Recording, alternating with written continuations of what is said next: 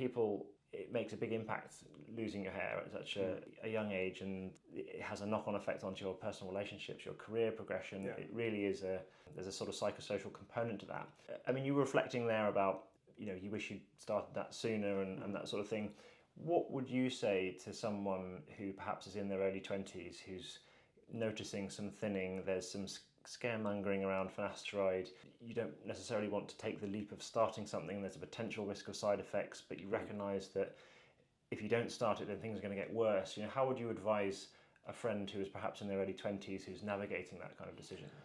Like, you've got to ask yourself deep down, why do you want it? If you want to keep your hair, why do you want to keep it? What are you looking to get out of it? I mean, personally, like talking about personal relationships, I think that's, and going back to a previous thing we'd said, I think I've probably withdrawn from the dating aspect of life because I felt I'm not who I want to appear to be to others. So until I'm that person, until I look like how I want to present myself to someone, I'm not going to step into that world. So I think you've got to assess how important it is to you on a personal level. Like, what are you looking to get out of it? What do you think it's going to bring you in life?